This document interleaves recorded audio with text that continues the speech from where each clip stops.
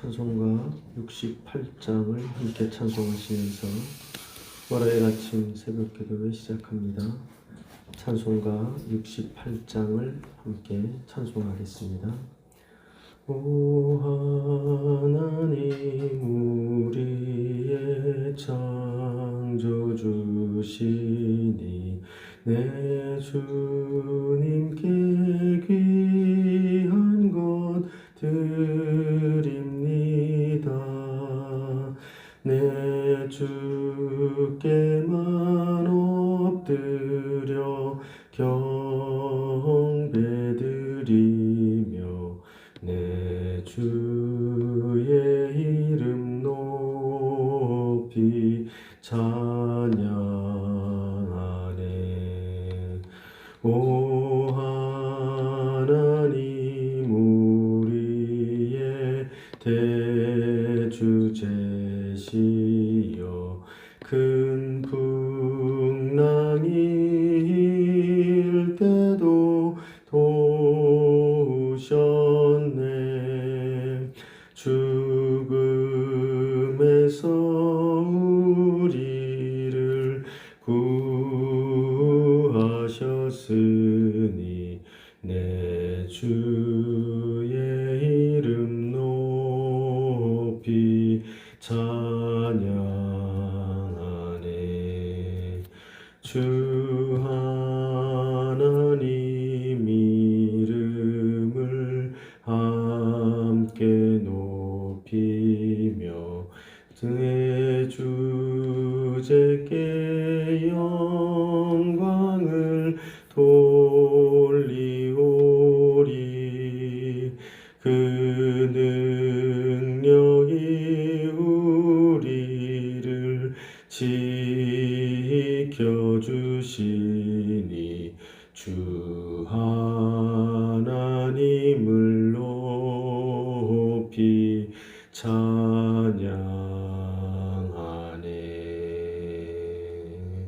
아멘.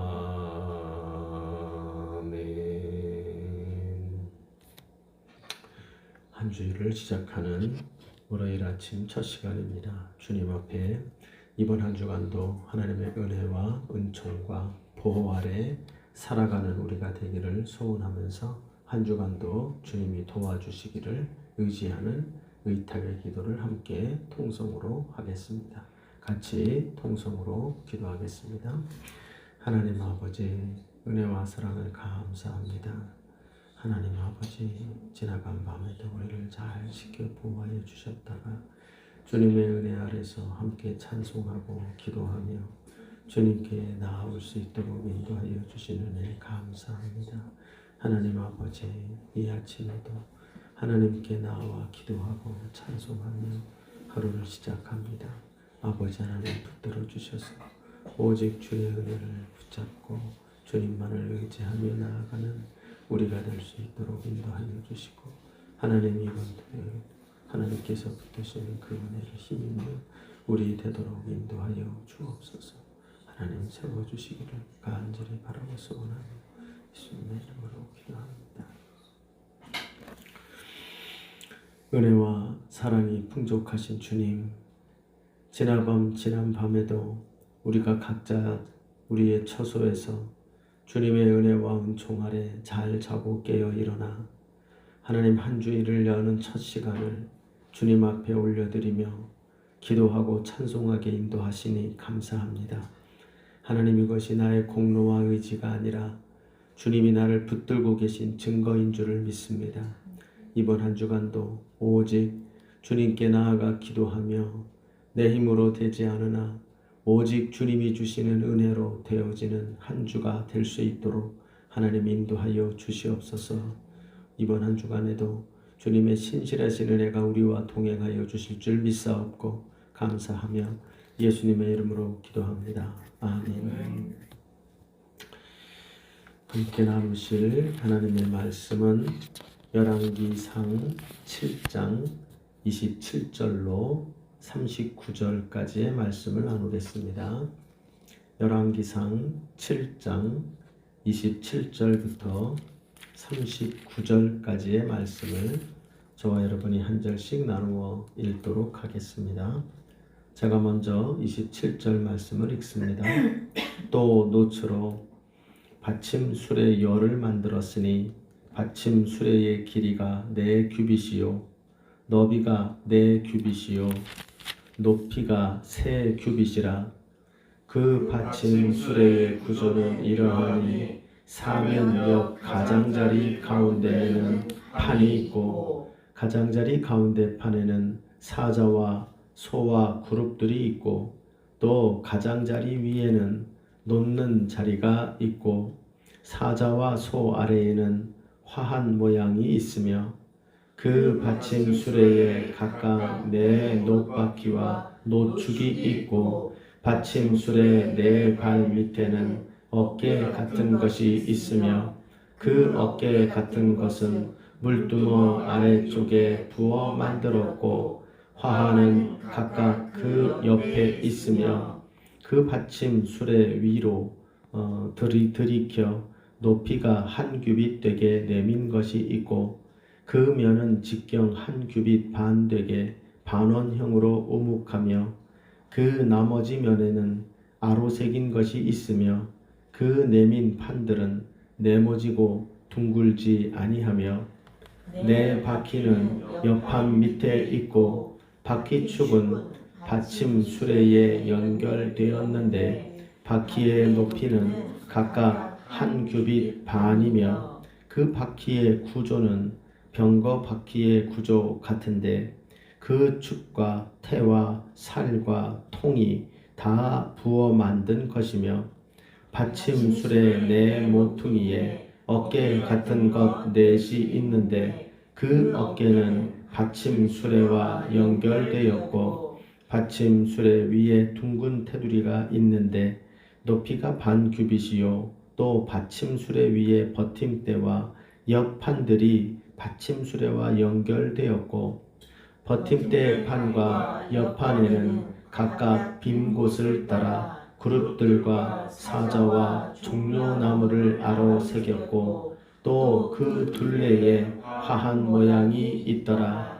이와 같이 받침술에 10개를 만들었는데 그 부어 만든 법과 크기와 양식을 다 동일하게 만들었더라.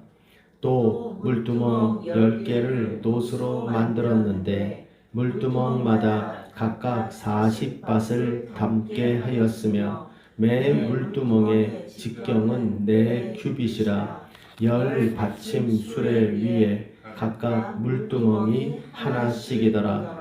그 받침 수레 5은 성전 오른쪽에 두었고 5은 성전 왼쪽에 두었고 성전 오른쪽 동남쪽에는 그 바다를 두었더라. 아멘. 오늘도 주님의 은혜를 힘입어서 한 주일을 시작하시면서 말씀과 기도로 하루를 시작하시는 또 한 주간을 시작하시는 여러분들에게 하나님이 기뻐하시는 그런 인생의 삶의 여정과 주의 도우심 속에 주님이 기뻐하시는 거룩하고 정결한 삶이 준비되시는 귀한 주의 백성들 되시기를 바랍니다. 이 열왕기 지금 우리 5장에서부터 6장까지의 내용은 건물로서 성전을 완성하는 그 과정을 기록으로 남기면서 이러한 하나님의 지혜에 의하여 성전이 이러한 구조로 지어졌다라고 하는 것을 기록으로 남기는 장면이 5장에서 6장의 내용이라면 이제 여기 7장에 나오는 것은 앞에 1절로 12절까지는 자기의 왕궁을 짓는 내용이 거기에 나옵니다만 그 이후로 13절 이후로 7장이 좀 길죠. 그래서 7장 마지막 장의 47절에 이르기까지 거기에 이제 성전에 들어가는 성전 기구들을 이제 지어서 만들어서 그것들을 성전에 비치함으로 성전원을 완성시키는 장면이 나옵니다. 특별히 이제 이 강조되고 있는 13절 이후로부터에 나오는 여러 기구, 그것은 특징이 놋으로 만든 기구들이 소개가 되고 있고 이 놋으로 만든 기구는 성전이 우리 예전으로 말하면 그 안에 법궤가 있는 지성소가 있고 지성소에 그리고 그 제사상이 있는 것과의 그 중간 사이에 제단과 있는 중간에 내소와 외소가 있고 그 외소 바깥에서 제사를 드리는 장소가 성전, 성막에 존재하고 있는데 그 모양을 그대로 본따서 성전의 모양을 짓게 되죠. 그래서 이 성전의 내소와 내소에 있는 것은 외소와 내소에 있는 그 모든 기물은 전부 금으로 되어집니다. 그런데 성전 이제 밖에 있는 제단을 중심으로 하는 기물들은 전부 노수로 대부분 만들게 됩니다. 그래서 어찌 보면 지금 여기 나오는 노수로 만든 기구들은 이 제단에서 제물들을 바치는 그것과 관련된 기구들을 만드는 장면이 나타나고 있는 게 지금 이 13절로 47절에 이르는 장면입니다. 소위 말하는 놋기구들을 만드는 거죠. 성전에 이 놋기구를 만드는 일에 얼마나 정성을 들였는가 하는 내용이 쭉 나옵니다.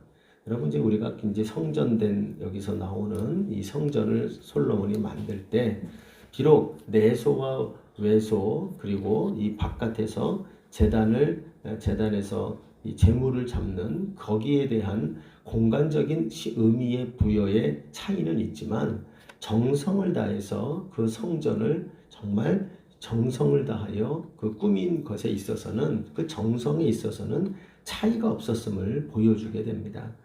그래서 그런지 노수로 만든 기구들도 금이 아니라 그래서 대충 만든 게 아니고 거기 이제 13절로 14절을 읽어보면 히람이라고 하는 당대의 놋을 만드는 가장 장인이라고 말할 수 있는 사람, 그 사람을 두로 출신의 사람입니다. 그래서 이 두로 사람을 불러들여서 이 최고의 기술자에게 최고의 대우를 하며 이 최고의 제품으로 놋 기구, 성전의 기구들을 만드는 장면이 나타나고 있습니다. 이걸 통하여 이제 성전의 건축이 마무리되는 게 이제 이 7장의 내용이라고 말할 수가 있습니다.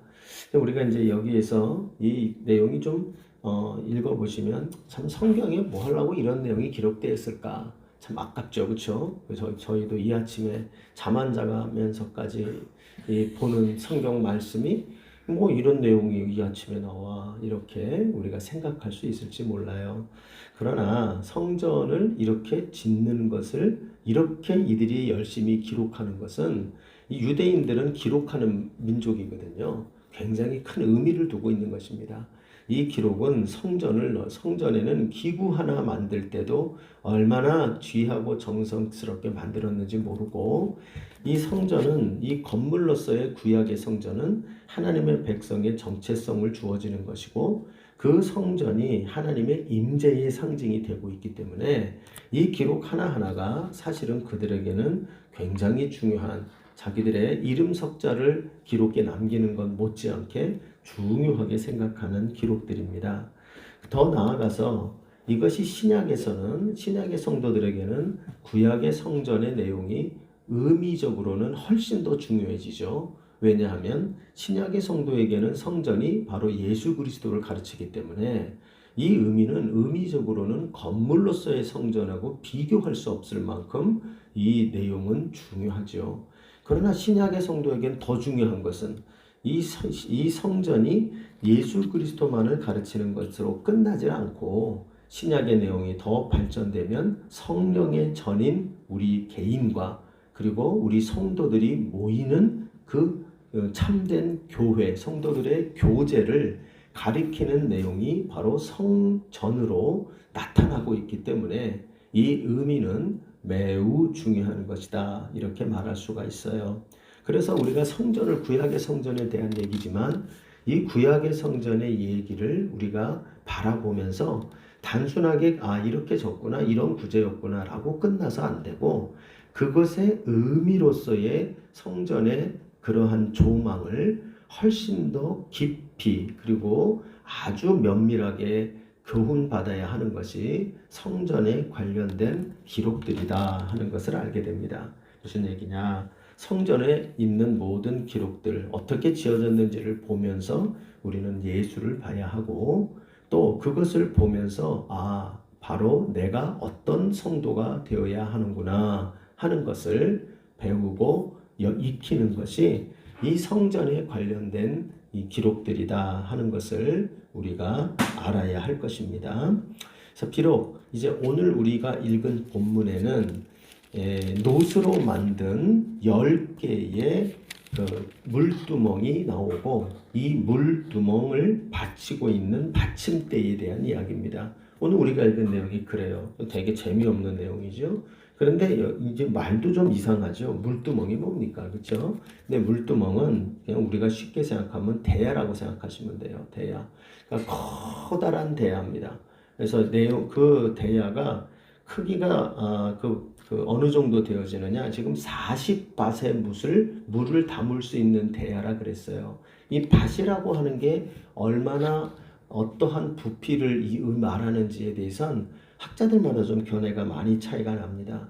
그런데 학자들의 편차를 보통 얘기해 보면 한 밭이 한 22리터 정도 된다라는 견해로부터 또 다른 사람들은 한 45리터 정도 된다. 한 밭이요. 그렇게 보고 있습니다. 그러니까 한 밭이 작게는 한 1톤, 많으면 한 2톤 정도의 물을 담는 겁니다. 그러니까 여러분 물을 한 1톤씩 혹은 2톤씩 담는 대야면 이 대단하죠. 크기가 큰 겁니다. 그러니까 여기에 물을 담죠. 10개의 지금 대야를 만들고 있고 그 대야를 이제 만들고 지탱해 주는 밑에 받침대를 만드는데 그 받침대의 특징이 마치 병거를 닮았다 그랬어요. 병거니까 옛날 사람들이 타는 전차 있죠. 그 전차로 타고 말이 이끌고 가는 그 전차에 해당하는 그런 모습의 받침대를 두고 이 물두멍을 얹어놓고 그 바퀴가 달린 것을 놓고 성전의 왼쪽 성전 문이 동쪽에 있으니까 성전 동쪽에서 왼쪽에 있다 그러면 북쪽에 있는 것이죠. 북쪽으로 5개 그리고 남쪽으로 오른쪽에 있다 했으니까 남쪽으로 5개 그것을 물두멍을 이렇게 벽면에 있는 쪽으로 붙여서 한 5개씩을 위치하게 만드는 것이 이 물두멍입니다.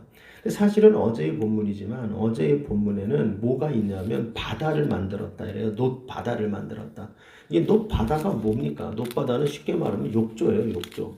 그러니까 커다란 욕조를 만들었는데요. 그 욕조에는 그 크기가 얼마나 크기의 욕조를 거기에 넣었다고 나오냐 하면 거기 보면 2000밭의 물을 담을 수 있는 욕조라는 거예요. 2000밭이니까 여러분 그게 얼마냐면 40톤이 넘습니다. 어마어마한 크기입니다. 거기에 그 물을 담는 겁니다.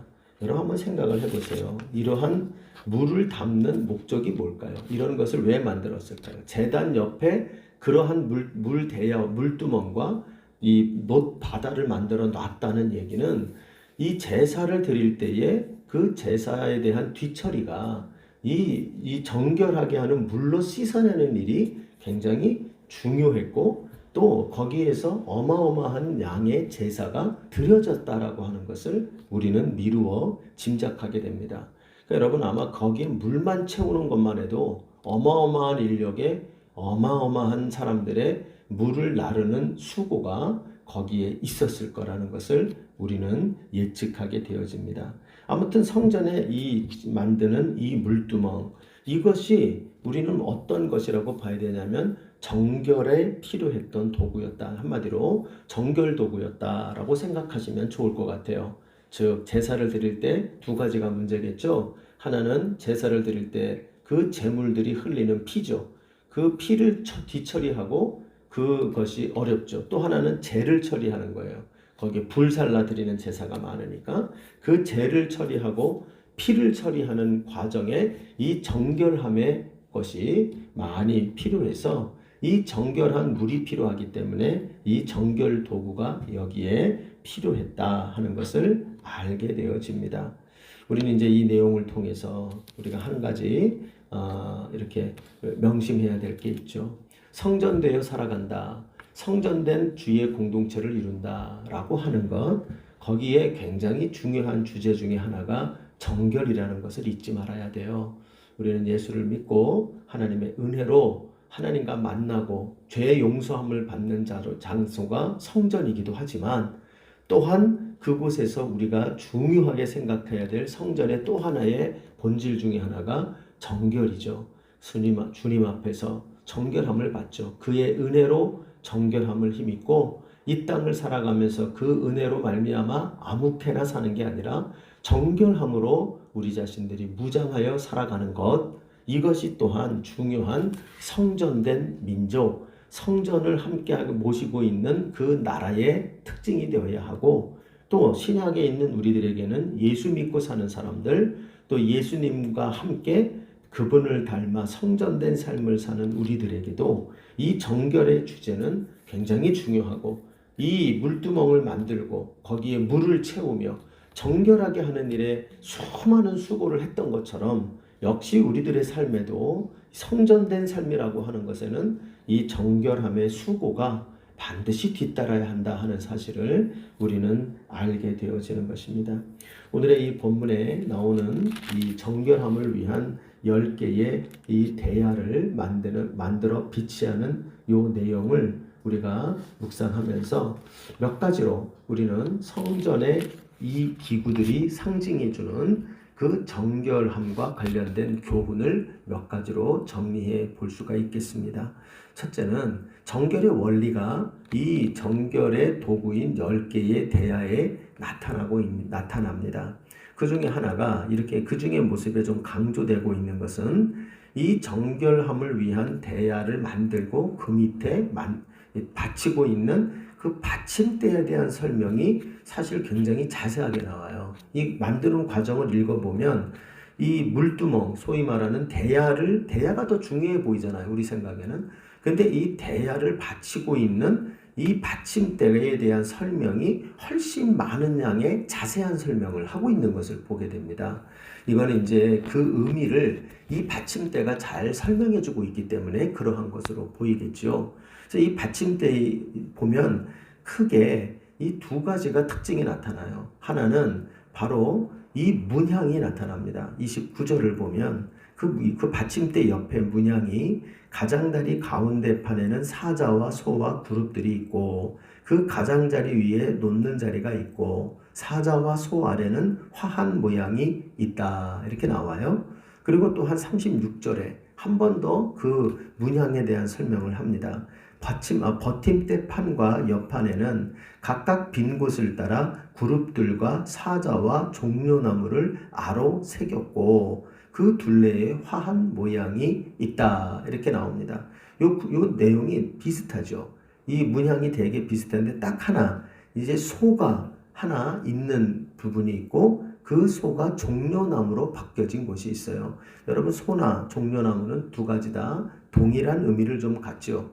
뭐냐면 성실함과 신실함을 상징합니다. 종려나무도 언약을 상징하는 나무거든요. 그런 의미에서 신실함을 상징하는, 하나는 식물의 모습으로, 하나는 동물의 모습으로 표현이 되어져 있고, 이 사자의 문양은 다윗의 왕조를 상징한다 그래요. 다윗의 왕조. 그리고 그룹은 여기서 뭐를 말하냐면 하나님의 임재를 상징하는 모습이라고 이야기를 합니다.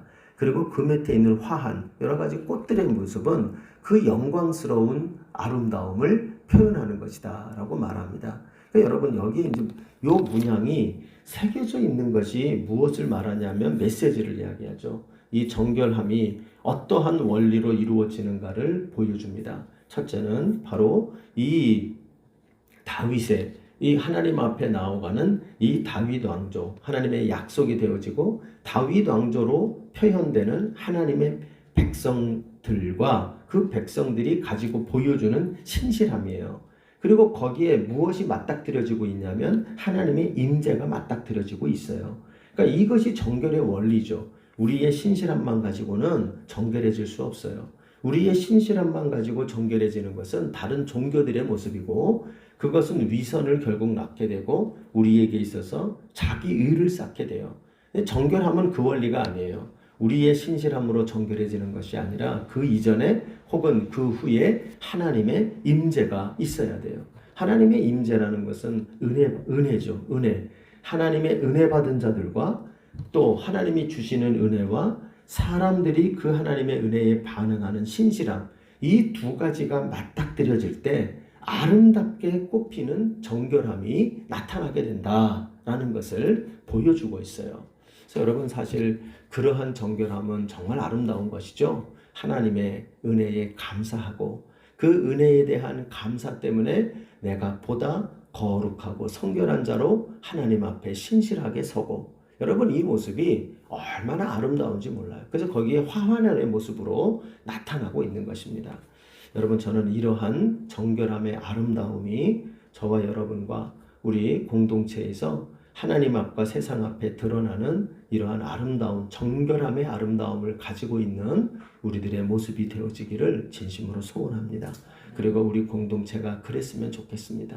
하나님의 은혜로 언제나 가득 차고 그 은혜에 대한 감격으로 정결함의 노력이 참으로 아름답게 꽃피는 이런 모습이 나타나기를 간절히 소원합니다. 또 하나, 이 받침대에 나타나는 정결함의 또 하나의 원리가 있다면 정결함의 적극성입니다. 이 받침대 밑에 보면 무엇이 나타나냐면 바퀴를 달라 그래요. 바퀴를. 그래서 이 바퀴가 왜 여기에 나올까? 그렇죠? 그리고 또 이제 학자들의 관심은 좀 재밌는데요.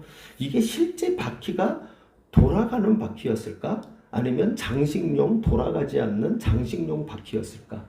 이거를 되게 궁금해 하더라고요. 그래서 어떤 학자들은 실제로 움직이는 바퀴였다. 또 어떤 학자들은 아니다. 1톤이나 2톤 되는 물을 담고 어떻게 움직이느냐? 이걸 움직이는 게 아니라 움직이지 않는 하나의 디자인일 뿐이다. 이런 얘기를 합니다. 저는 벽에 별로 관심이 없어요. 왜냐하면 움직이든지 움직이지 않든지 여러분이 만약에 작가라면 이것을 만들 때 움직이냐 안 움직이는 건 중요하지 않아요. 여기에 왜 바퀴를 놓느냐는 거예요. 왜 바퀴의 문양을 여기에 새기게 되느냐. 이게 훨씬 중요한 거란 말이에요. 근데 이제 바퀴 문양을 보면 이렇게 되어져 있어요. 33절을 보면 그 바퀴의 구조가 병거 바퀴의 구조와 같다. 병거는 여러분 뭐죠? 싸우는 도구입니다. 그러니까 여러분, 여기서 나타나는 건 이 바퀴의 구조는 무엇을 말한다고 이야기하게 되냐면 바로 적극성이에요. 이 움직이는 거죠. 바퀴는 움직임을 상징하고요. 뿐만 아니라 이 움직임이 보통 움직임이 아니라 전쟁을 하는 움직임입니다. 그러면 여러분, 이 움직임이 얼마나 기민하고 얼마나 우악스럽고 얼마나 적극적이어야 하겠는가 하는 것을 우리는 알게 되죠. 그러므로 여러분, 이 정결함을 상징하는 물두멍에 받침대가 바퀴로 구성되어 있는데 그 바퀴가 하필이면 우리식으로 말하면 전차의 캐터필러로 되어 있는 거예요. 그런 의미를 담고 있단 말이에요. 그래서 이게 얼마나 적극적인 표현을 담고 있는가 하는 것을 우리는 알게 됩니다. 여러분, 게다가 이제 그 34절을 가면 받침술의 네 모퉁이에 어깨 같은 것 4개가 있다 그래요. 이게 뭐냐면 이게 지금 실제로 들 수는 없는데 이게 여차하면 바퀴가 망가지면 들고 간다는 얘기예요. 그러니까 옮겨 다닌다는 의미가 굉장히 강하게 있다는 걸 말합니다. 이것은 성전에 들어온 자들은 누구를 막론하고 성전에 들어온 자들은 누구를 막론하고 정결케 되어야 하고 정결케 한다는 것을 의미합니다.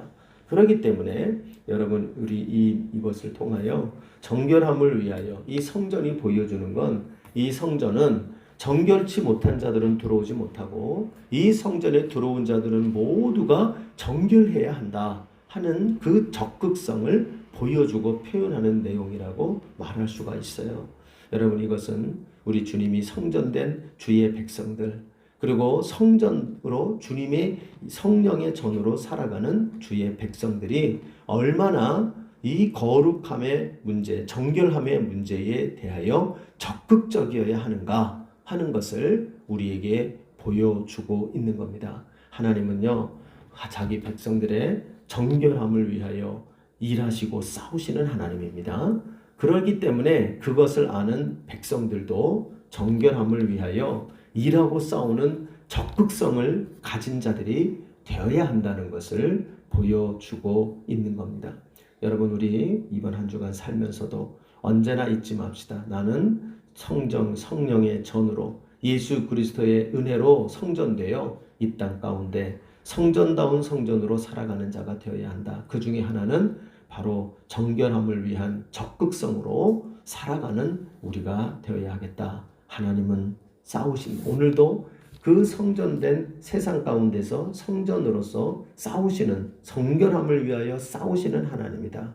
이 사실을 명심하고 우리가 정결함을 위한 힘쓰고 애쓰고 또 노력하는 그러한 모습이 저와 여러분에게 있기를 바랍니다.